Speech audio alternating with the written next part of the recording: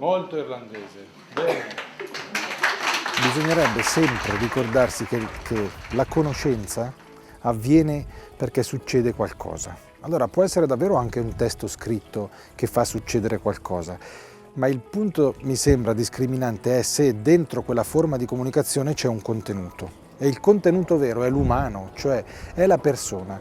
Il problema è piuttosto quello di far capire al ragazzo la stima e il valore che ha per noi e per lui stesso, diciamo, che non coincide con una valutazione di tipo scolastico che pur bisogna dare. Mi danno la testimonianza di chi a scuola ha imparato qualcosa di prezioso e quindi a casa il lavoro non è fare i compiti e basta perché me l'hanno chiesto. Io insegno religione e mi sono accorto in questi 12 anni di esperienza che riesco a veicolare molto di più un contenuto con l'osservazione di opere d'arte e poi magari completando con la lettura del Vangelo, ma quello che rimane a un ragazzo, anche a distanza di 4 anni, che ha visto, che so io, l'Angelus di Beato Angelico, è impressionante. Cerchi almeno di far vedere ai bambini che quelle cose di cui parli interessano la vita, la realtà, e quindi apri lo sguardo del bambino sulla realtà. E come colorate con la tempera? Dopo lo mio con un pezzo di dettaglio della farfalla Ah, la state copiando da un'immagine. Il bello è qualcosa che siamo chiamati a scoprire prima di tutto noi adulti come persone impegnate con la vita. Se non c'è prima questo riconoscimento, da un lato che siamo fatti per le cose belle, cioè noi siamo ontologicamente fatti per riconoscere il bello e quando lo riconosciamo sentiamo il nostro cuore sussultare, bisogna coglierlo e spesso il bello è conquistabile attraverso una fatica, un avvicinamento. Intanto bisogna mettersi in rapporto con questi ragazzi. Lui, come me, ha questa vocazione verso il bello, poi io direi anche verso la verità, verso la giustizia. Noi siamo fatti così. E con questa consapevolezza accompagnarli a cogliere il bello dentro la proposta che facciamo. A me come Michele mi è piaciuta tanto l'esperienza di Prima Dengo, specialmente il teatro, dove ho potuto sentirmi chi sono e mi è piaciuta anche tanto la pesca che abbiamo fatto per scienze. Le elementari erano un po' più facili delle medie. Vale la pena di fare questa fatica? Sì. Perché? Perché da poi qualcosa, impari. Dentro l'esperienza della scuola media, adesso io parlo come insegnante, facciamo fin da subito esperienza che la musica è bella, basta fare un ascolto e uno ci ritrova dentro delle caratteristiche dell'umano, dei suoi sentimenti, delle sue passioni. Però in realtà la bellezza della musica è anche qualcosa che la persona e quindi anche l'allievo può costruire personalmente, può attraverso il canto per esempio capire che la bellezza è qualcosa che può produrre.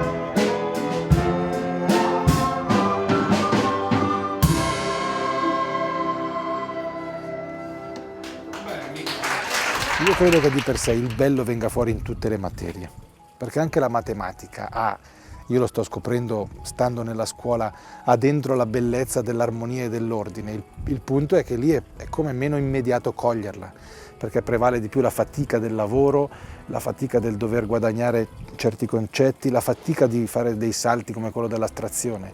Però se un adulto, nello specifico della sua materia, è cosciente di questa bellezza che c'è dentro il lavoro scolastico, è molto più facile che gli allievi restino contagiati da questo. In prima media bisogna studiare e dopo lì ho imparato a studiare di più.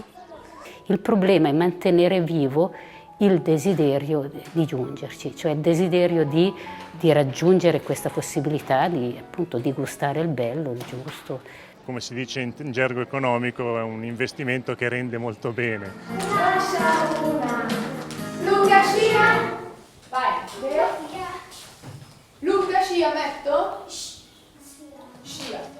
I ragazzi si muovono di fronte a dei fatti, di fronte a delle persone che testimoniano in modo molto concreto una loro passione.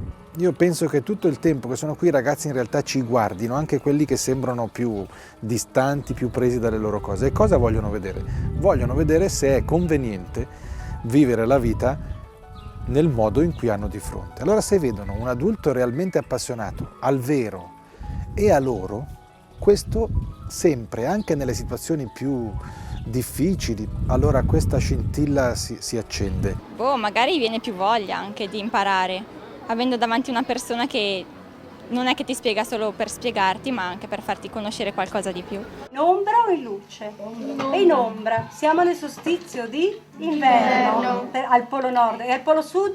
Forza, è esattamente la cosa contraria. Ma per semplicità facciamo solo noi, giusto? Perché sennò le cose si complicano. Cominciamo a capire dove siamo noi perché siamo così. In fondo il periodo dell'adolescenza, ed è quello che noi abbiamo permesso ai nostri figli di passare in questa scuola, è un periodo molto particolare. Per noi genitori averlo potuto vivere con questo tipo di coinvolgimento ci ha permesso di valorizzare questo periodo e di viverlo intensamente. Sarebbe stato un peccato perdercelo. È un lavoro continuo su di me e con loro. Mi ha colpito come i docenti ci venivano incontro e non eravamo noi a venire incontro ai docenti. Molti ci hanno aiutato, io facevo fatica in 2 o 3 materie e sono riuscito a superare queste fatiche non da solo ma insieme a loro. C'è sempre da imparare. Ciao. I bambini entri in classe la mattina e possono sempre stupirti, sia con domande belle, sia con domande che è molto difficile rispondere, e tu devi essere pronto veramente a tutto e anche saper dire quello che a volte non vorresti dire, però è il momento più bello perché loro veramente sono spontanei, soprattutto prima e seconda che sono così piccoli e pensano un po' anche che la maestra sappia tutto, anche se dopo si rendono conto che non è così. Giriamo? Io credo molto nella frase di San Tommaso che dice che la vita di una persona, di chiunque, quindi ragazzi, adulti, consiste fondamentalmente nell'affetto che la sostiene. Non vorrei essere sentimentale, ma un adulto deve essere lui voluto bene così, per poter andare dai giovani e portare questo. Uno non se lo inventa questo. Gli insegnanti sono chiamati su questo a una grande creatività, cioè bisogna capire se c'è una strada che più di altre appassiona, se c'è un fatto da portare in classe o una persona da portare in classe, come ogni tanto è successo, che può far suscitare quella scintilla che poi mette in moto anche il fatto di attraversare la fatica, che è la condizione di ogni cammino. Abbiamo non solo l'impressione ma la certezza che i docenti, ma non solo i docenti, anche tutte le persone che ruotano attorno alla scuola, anche con tanto volontariato, vogliono bene i nostri figli come gliene vogliamo noi. La cosa più bella, appassionante, è che la scoperta di me stessa nell'insegnamento. In questo rapporto con i ragazzi io scopro me e penso che i ragazzi sono affascinati da questo quando sono disponibili, quando sono attenti, perché vedono che io ci sono lì con tutta me stessa. Per cui mi stupisco di una cosa come si stupiscono loro. 11 che cosa? Semipiani. E perché ha fatto semipiani? Perché? Vediamo un po', Claudia. Per farci stare più cose. Per farci stare più cose dentro il master. Sono sempre stata molto aiutata dal fatto che non sei solo, insomma, tu puoi contare come docente di classe sui tuoi colleghi, puoi contare sulla direzione. La scuola è una sfida per gli adulti. Perché la scuola, se è vissuta fino in fondo, cambia prima di tutto gli adulti, se vogliono resistere. Altrimenti il rischio è di soccombere, perché i giovani, non so se oggi più di una volta, comunque non vogliono mezzi termini, non vogliono cose compromessi, vogliono quest'umanità accesa, appassionata sul lavoro scolastico, su quello che portiamo in classe e sulla loro umanità. Hanno un altro approccio, hanno un approccio più personale verso il bambino, guardano il bambino in sé e i suoi bisogni. Vuol dire ogni bambino è diverso, uno è diverso dall'altro, ognuno ha bisogno delle altre cose dell'altro e prendono il tempo e si danno la pena a scoprire, a vedere, ad aiutare il bambino. In certe classi in cui ho incontrato più difficoltà sono quelle in cui io ho scoperto di più. Quello che fai non finisce nei muri della scuola, dell'aula. La mia esperienza necessariamente parte dall'esperienza di figlio, perché come figlio io sono stato oggetto di un rapporto educativo, percependo l'assoluta importanza che aveva il fatto di essere guardato con un desiderio dai miei genitori. Senza questo penso che sarebbe stato comunque più astratto immaginare innanzitutto di mettersi una famiglia, cioè di trovare una persona con cui condividere la vita e con cui fare insieme il cammino, e anche l'ipotesi di diventare genitori, cioè di trasmettere la vita a qualcuno e di proporre questa stessa positività a dei figli. È nata un po' così, quindi dall'esperienza di figlio il desiderio di una famiglia, e l'esperienza di insegnante è venuta fuori un po' casualmente, cioè non avevo in mente questo per la mia vita, però sono arrivato qui ormai 12-13 anni fa e ho visto in atto un desiderio educativo incarnato nel lavoro scolastico, quindi nell'attenzione a dettagli, quelli che sembrano dettagli, ma ti insegno a studiare, oppure ti aiuto a svolgere i tuoi compiti, come facciamo per esempio nel doposcuola. Questo mi ha convinto. Vedere degli adulti qui, anche di una certa età, alcuni sono ancora qui, vivere questo desiderio mi ha convinto della possibilità per me di un lavoro così. L'attenzione allo studente, al ragazzo e il coinvolgimento delle famiglie è stato per noi l'aspetto principalmente positivo dell'esperienza. Io ho anche 3 figli e faccio 10 ore, per cui ogni anno devo dirmi se tengo, e ci stavo proprio pensando che se io le terrò ancora dovrò essere intelligente al massimo nel vivere la famiglia, ma è perché è talmente appassionante questo lavoro qui, per cui accetto anche un sacrificio. E i miei figli, perché io gli ho chiesto, ma devo far meno ore, provavo, no mamma, fai pure, fatti aiutare nelle pulizie, perché mi vedono contenta. Serviti ancora, ce n'è in abbondanza ed avanzo. Ma Bilbo non era proprio ignorante fino a questo punto. Io quando sono di fronte agli allievi o di fronte ai figli, l'atteggiamento è proprio la preoccupazione, sentivo una reazione, ma come no? No, evidentemente io non è che voglio sostituirmi ai vostri genitori, ci mancherebbe, ne ho già abbastanza dei miei 6 figli, per cui e ci vediamo magari per un tratto di vita che è 2 anni, e quindi è chiaro che c'è un tipo di responsabilità che è strutturalmente diverso, ma l'atteggiamento effettivamente è analogo. La scuola di tutti coloro che vogliono coinvolgersi nell'esperienza educativo-scolastica dei loro figli. No, io non mi ricordo di essere stato così contento di andare a scuola alla loro età. Vai. Sì, questo qua non è un drago, di più, quello era Gandalf. Qualcuno aveva un desiderio educativo, pensando principalmente ai propri figli, e questo ha portato a far nascere un'esperienza scolastica. Intanto questo direi nella consapevolezza che la scuola ha una potenzialità educativa enorme, non fosse altro per il tempo che gli allievi passano dentro la scuola. La traccia è stata aperta proprio dalla voglia di fare, cioè dall'entusiasmo e anche dalla capacità di rischio. La gioia, che potremmo anche chiamare letizia, ha accompagnato tutta questa esperienza, perché la gioia è in un certo senso quel sentimento di trepidazione pronto ad accogliere tutto ciò che avviene dentro un'avventura. E tutto questo perché? Per la nostra educazione, per... Ma ci credi o lo dici così? Sì, ci credo. Ci credi. Anche se non sono il più bravo, ci credo. Bravo, bello. Il desiderio era non già di creare un ambiente protetto, una riserva indiana, ma piuttosto un luogo di confronto, ma di crescita educativa che fosse continuativo e coerente per rapporto all'esperienza che facevamo in famiglia. Per quanto riguarda lo spirito direi proprio che non è cambiato niente. Io vergogna! Voi avete vergogna? No! Allora non devo averla nemmeno io. Però la sfida di questi 20 anni, a me pare, almeno io l'ho vissuta così, è stata quella di scoprire che quel desiderio così privato in realtà è un desiderio pubblico. Cioè, che cosa vuol dire?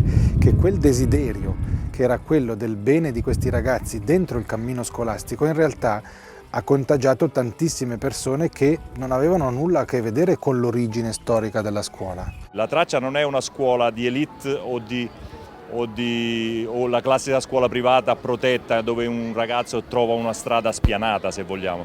però il fatto di poterla fare con l'accompagnamento familiare dei genitori è stato il punto in più per noi. È una scuola che mi ha fatto crescere, sono cresciuta insieme a mia figlia, in pratica si cresce insieme a loro, è una crescita proprio giorno per giorno, è qualcosa anche nell'educazione, nei valori, in tutto quello che un genitore può volere in pratica da un rapporto scuola e casa.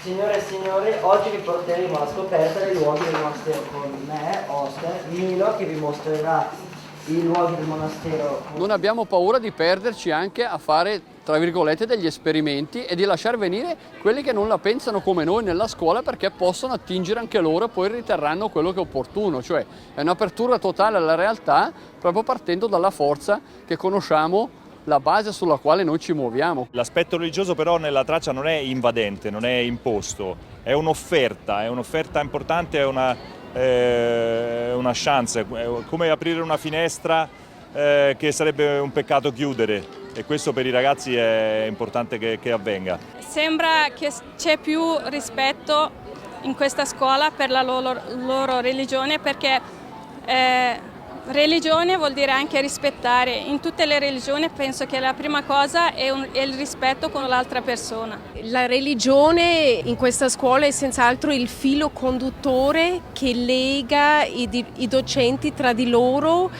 e lega senz'altro anche tanti genitori, e per noi è un aspetto importante. Così? Troppo? Bisogna avere una visione della persona e del suo compimento chiara e definita.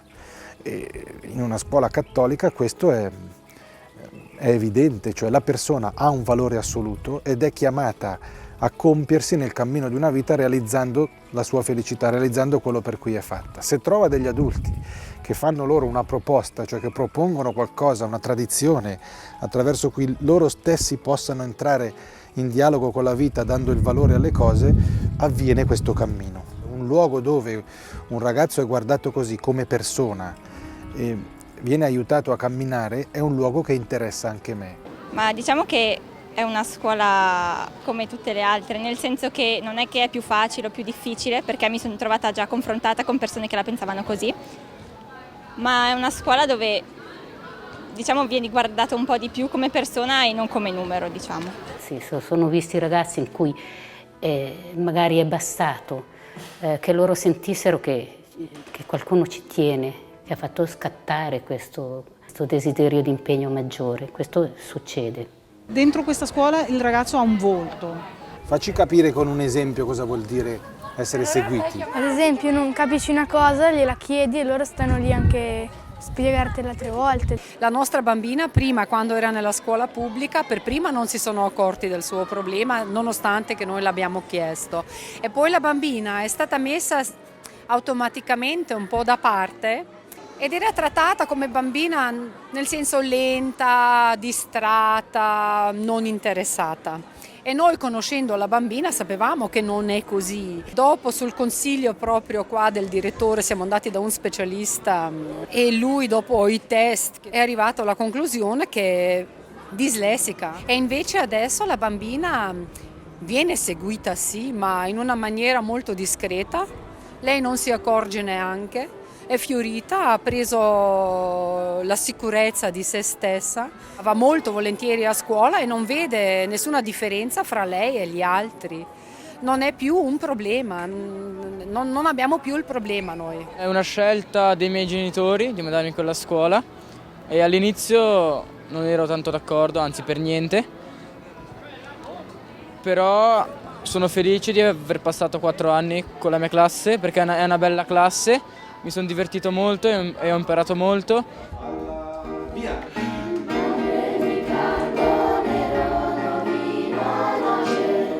Adesso un bel respiro, seconda parte. Questo che all'inizio era un'intuizione adesso è diventata, come dire, una storia fatta di relazioni, di amicizie, di esperienze vissute, di fatiche anche, ma di soddisfazioni anche. Io personalmente penso che la vera sfida per lavorare in un ambito così sia il lavoro con gli adulti. La vera questione è se i ragazzi trovano degli adulti pronti a stimarli e a sfidarli dentro il lavoro scolastico e in tutta la vita che in realtà a scuola viene fuori, con una prospettiva positiva. Questo mi sembra il vero lavoro, io direi, a cui tutta la scuola è chiamata, non la scuola privata. La scuola ha questo grande bisogno di generare adulti, altrimenti non può educare. Forse può, nel migliore dei casi, trasmettere delle conoscenze, ma se le conoscenze non hanno un orizzonte in cui si inseriscono, sono sterili, non generano niente di positivo e di nuovo, insomma. È un'esperienza unica e irripetibile per i figli e per i genitori.